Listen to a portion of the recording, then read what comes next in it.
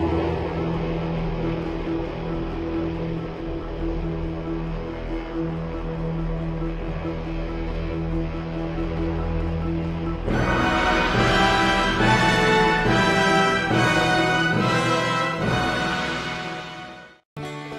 the sun was setting o'er the bright May meadows of Shelmalier, a rebel. Hello, ladies and gentlemen, and welcome back once again to the Lonely Leaving Cert channel. Now, today, because my last two videos were English-related, I'm going to do a history video. And I started recording this video a little while ago, but I talked for over 40 minutes. So I think I'm going to have to try and cut that down a little bit. Now, my history book that I have specifically for my course in the Leaving Cert starts around the Act of Union in Ireland in 1800 for the Irish history.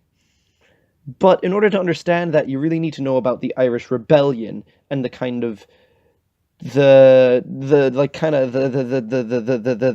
word I'm looking for?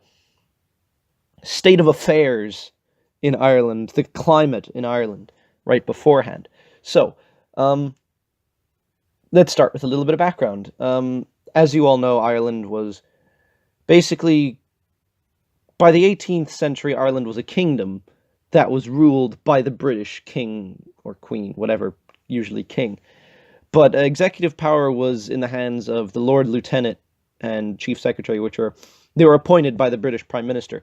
But Ireland still had its own parliament that, throughout the 18th century, lobbied for greater control over trade and making laws in Ireland, and always wanted greater autonomy. It's kind of like what Northern Ireland have right now, where despite the rest of the UK legalizing gay marriage, the Northern Ireland, still has it illegal. It's banned because they have autonomy, and Ireland in the 1700s was trying to get that similar form of autonomy. In 1782, they managed to actually free itself from the kind of thumb of the Lord Lieutenant, and to an extent from the British Parliament as well, because they managed to make their own laws without having to defer to the Westminster Parliament first, which was a big step forward. However, because of the penal laws, which, after the Catholic defeat in the Jacobite-Williamite Wars of the 1690s, if you want a video on that, leave it in the comments. Basically, James II, he came over because he was dethroned because he was a Catholic, and William of Orange, and there was some fighting. The Catholics were defeated, and because of that, all those who refused to acknowledge the English king as head of their church were barred from Parliament, but also any public position or service in the army. This mainly being Catholics and Presbyterians. Because of that, members of Parliament had to be Anglican, and which was basically just descendants of English settlers or occasionally some conversions. And so it wasn't really a democratic body. Elections were very infrequent. Seats could be bought and sold, and the number of people that could actually vote was small because the only people that could vote were wealthy, property-owning Protestants. Even Athens, more people could vote. And in Athens, the birthplace of democracy, you had to be rich and male. But there was no religious discrimination. So even Athens had a better voting system than Ireland at that point. Also, after the Cromwell invasion, Catholic-owned lands were confiscated, and Catholics that were the descendants of people that were considered politically disloyal throughout the 17th century and were the descendants of pre-17th century Irish population basically just suffered restrictions on landholding, inheritance, and entering professions, which was the professions were like doctor, lawyer, things that you had a profession. Also, the right to bear arms. Irish Catholics were not allowed to bear arms. Presbyterians, on the other hand, which are mostly the descendants of Scottish immigrants, weren't treated as badly as Catholics because, yes, they were still Protestant, but they still had some discrimination against them, like their marriages performed by their Presbyterian clergy were not legally recognized. After the Irish Parliament got that little bit of autonomy in 1782, new Catholic churches and schools began to open and the penal laws were relaxed. Catholics were allowed to become professionals and to purchase land. Up until that point, they couldn't purchase land. But the great majority of the Irish population was still excluded from political power and to a large extent from wealth and landholding throughout the 18th century. This discontent was enhanced by economic hardships and ties. As you probably know, around the 1700s, Britain was taxing the hell out of everyone. If you know the American Revolution, the story about how the American Revolution started, even though they were heavily taxed because the American people there started the whatever. I'm not going to get into it. I'll do an American Revolution video some other time. But basically, yeah, they were taxing everyone. This kind of helped start the United Irishmen. They were basically a lobbyist group originally founded by Presbyterians in Belfast. They campaigned for reform, lobbying for Catholics to be able to vote, and for non-property holders to be able to vote. They had a non-sectarian outlook. Their motto was, from their leader, Wolfe Tone, who I'll talk about at the end of this video, his motto for the United Irishmen was they were to unite Catholic, Protestant, and Dissenter under the common name of Irishmen. They were hugely inspired by the American and French revolutions, and hoped to eventually found a self-governing secular Irish state on the basis of universal male suffrage. The leadership, however, of the United Irishmen was very largely Protestant or Presbyterian, and it recruited men of all sects, but mainly in the richer, more urban eastern half of the country. Because you see, the western half of Ireland, Connacht, was very poor, dating back to when Cromwell had the policy, basically, to hell or to Connacht, which was, you will be executed, or you'll be sent to live in Connacht. And then Connacht was bad land for cattle, bad land for farming. Basically, you'd only rear sheep there. Galway, that kind of area. And that, but up until 100 years later, here in the 1700s, it was still incredibly, incredibly poor in the west of Ireland. Some of their early demands were granted by Irish Parliament. Catholics were given the right to vote in 1793. Only in 1793 could Catholics vote, as well as the right to attend university, obtain degrees, and to serve in the military and civil service. If you want an idea for how badly Catholics were kind of treated, look at some of the anti-Jewish laws in Nazi Germany, the earlier ones in the 1930s. They were very similar. Some of their early demands were granted by the Parliament, like I said, but this really didn't go as far as some of the more radical people in the United Irishmen wanted.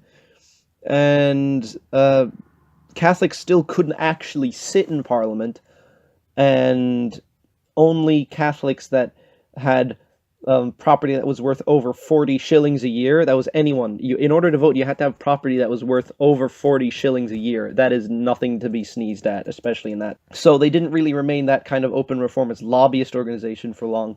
The French Revolution, that kind of happened, and they had these silly ideas of secularism and democracy, and that didn't sit with Britain, so they declared war on them. And because the United Irishmen were very pro-revolutionary France and the French Republic, they were banned and had to go underground in around 1794. Wolfe Tone, the leader, ran away into exile, first in America and then to France, where he lobbied for military aid for the revolution in Ireland. And his replacement kind of guy that was in charge while he was off gallivanting in American France was Edward Fitzgerald, and we'll catch up with him later. The United Irishmen now stated that their goal was a fully independent Irish Republic. At the same time, discontent was growing in Ireland as the government dispatched troops to suppress the United Irishmen and other seditious groups. The government also basically started a draft. Because they were afraid of France invading Ireland, they basically set up a draft that Irishmen had to join a militia, and then in order to defend Ireland from France. And people didn't like that. Ireland has never been happy with being drafted by the English. And in 1793, it caused fierce rioting, and over 200 people died, either from rioting or from being shot. The United Irishmen in Ireland began to decide to kind of organize a clandestine military structure. in order to try and recruit more foot soldiers for this hoped-for revolution, they started contacting others of the seditious groups the Brits were scared of. A Catholic secret society called the Defenders, who had actually been engaged in low-level fighting with the Brits already, especially in the north, and with Protestant groups like the Peep of Day Boys, which is a really stupid name, or the Orange Order. Because of this, as I said, the leadership of the United Irishmen was very Protestant and very Presbyterian, but all their foot soldiers, except in kind of northeast Ulster, were very poor Catholics. So this wasn't just a Catholic revolution, this was an Irish revolution. And it really wasn't. Some people can accuse the Protestants of using the Catholics, but I see it more as a uniting thing, that they were kind of united under that idea of a secular republic. The Catholic Church itself didn't support the Republicans, because they said it was atheistical, and at the time, because of, in 1782, the autonomy and the laxer things on Catholics, the Catholic Church could start building churches and a priest college in Maynooth. So if they were like, do we go with the regime that's abusing our people, but we're still getting paid for it, or the regime that will be nicer to our people, but we might not make money? I choose money. Never trust the VAT. And in around 1796, Wolfe Tone, who's still gallivanting around in France, successfully convinced the French to join the rebellion. Actually, while he was in France, quick aside, that's where the Irish tricolour comes from, because the French thought it was great that this other Republican group was like striving for freedom, so they made a tricolour, much like the French tricolour, which is the current Irish flag. Oh yeah, and it's green, white, and orange. It's not gold. It's green for Catholic, white for peace, orange for Protestants. Peace between Catholics and Protestants. It's not gold. I have no idea where the fucking gold came from, but whoever decided it is stupid and misses the point of the fucking flag. Anyway, he managed to get the French to join the rebellion, and this was, in 1796, the dispatch of the Expedition d'Irlande, and he accompanied this force of 14,000 French veteran troops under General Hoche. And these weren't just poor boys with pikes like the Irish Catholic soldiers in the United Irishmen were. No, these were veterans. These were armed musket men with combat experience. These were incredibly, incredibly well-trained men.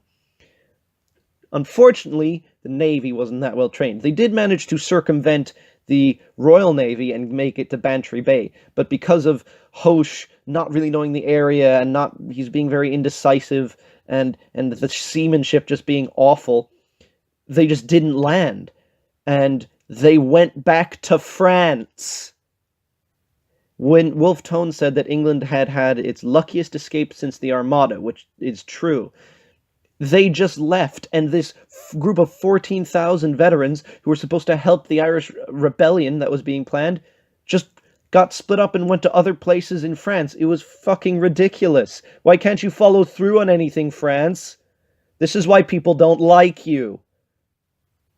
Then the government in Dublin, because holy shit, we almost got invaded by France, responded with a vicious wave of repression. They passed an insurrection act that basically suspended habeas corpus and all these other peacetime laws. And so basically, if they thought you could benefit the French in any way, they were going to shoot you or lock you up. They used British troops. They brought British troops in, the militia that they were drafting people in before, and this newly recruited, mostly Protestant and fiercely loyalist force called the Yeomanry, which is basically a proto-Black and Tans, or you could say similar to the SA. They were just brutes that would beat you. They burned down houses, they burnt down Catholic churches, not really that bad. They executed tons of people, and they had this practice called pitch capping, where they melted tar and poured it on your head. This was a method of torture and execution. They were barbarians. And by the summer of 1798, the United Irishmen were basically under massive pressure from their own supporters, basically saying, like, the Defenders and all these people are saying, if you do not do something, we will do something. And they thought maybe if we can do one more united, we might get somewhere, and this is where the rebellion breaks out.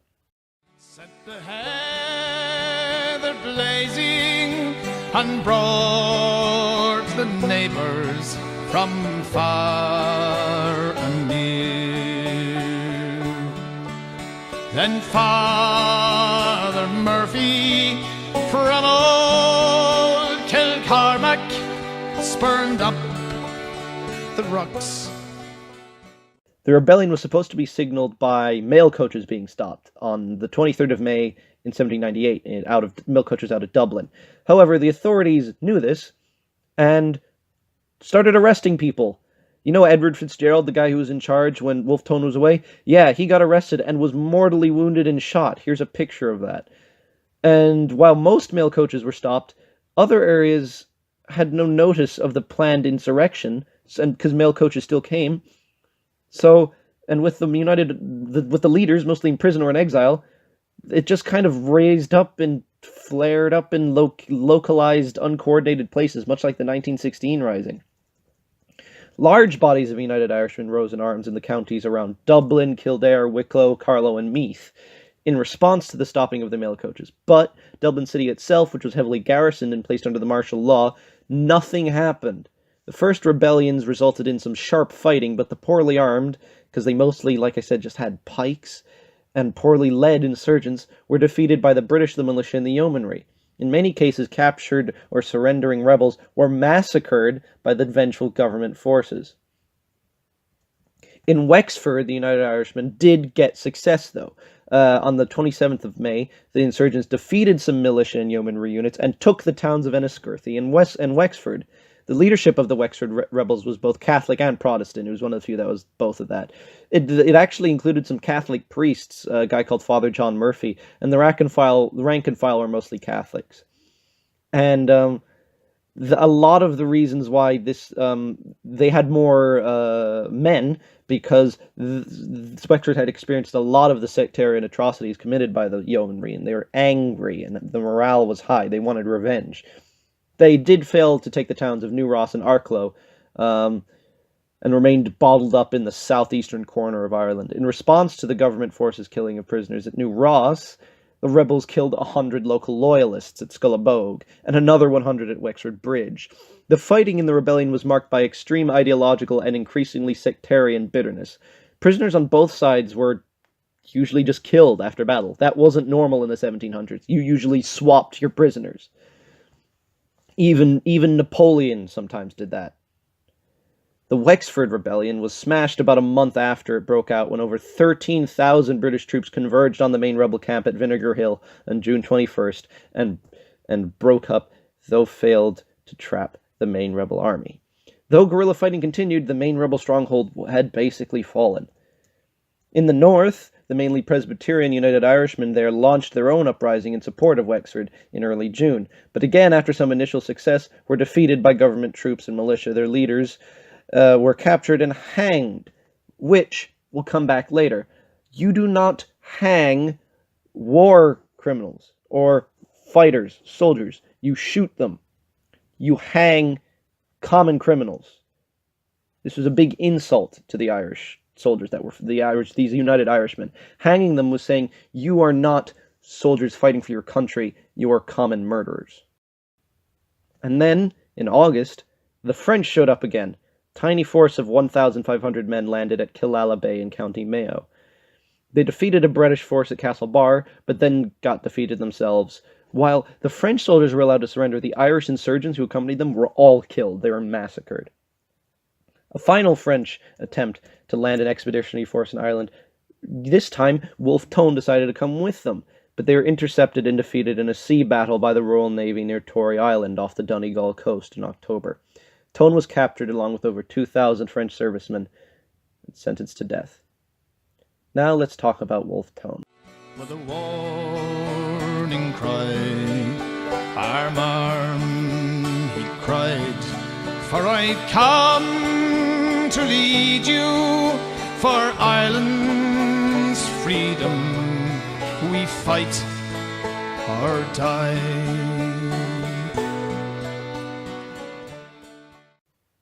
Wolfe Tone was an upper-class Presbyterian, but he fought very hard for Irish freedom.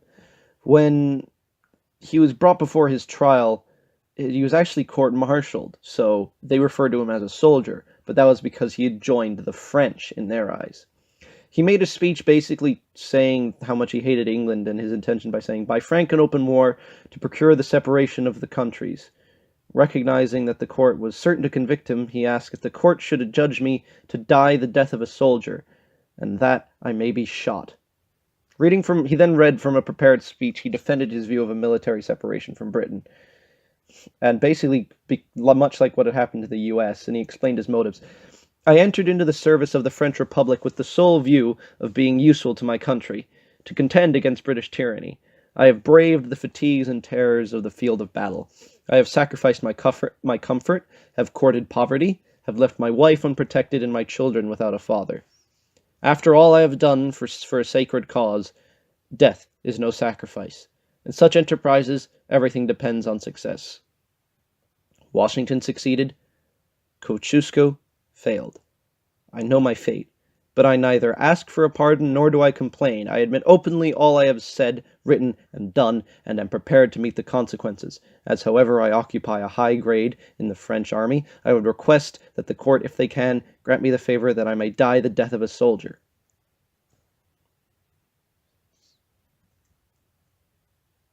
He lamented the outbreak of mass violence, but when his request to be shot was denied, and he was found guilty, he was sentenced to be hung. Before his sentence was carried out, he either attempted suicide by slitting his throat, or British soldiers tortured him and mortally wounded him. The folk legend says that he was initially saved when the wound was sealed with a bandage, and he was told if he tried to talk, the wound would open and he would bleed to death. He responded by saying, "I can yet find words to thank you, sir. It is the most welcome news you could give me. What should I wish to live for?" He died on the 19th of November in 1798 at the age of 35 in prison in Dublin, not far from where he was born, and he is buried in Bodenstown in County Kildare near his birthplace at Sallins. And his grave is still a rally point for Republicans to this day. I admire Wolfe Tone. I do not see him as much of a messiah figure that some other hardcore Republicans do. There's a rebel band called the Wolfe Tones that I don't really like, but if you were inspired by his story, you might like his music. This video is basically just a lead-in to what's actually on the Irish history course, and the next video will be about the Act of Union and the 1800s. If you like this video, leave a like. If you want to see more, subscribe. What do you think about Wolfe Tone and the Irish Rebellion? Would you like to see more Irish history? Would you like to see some history from other countries? Leave it in the comments down below. And good luck in all of your exams.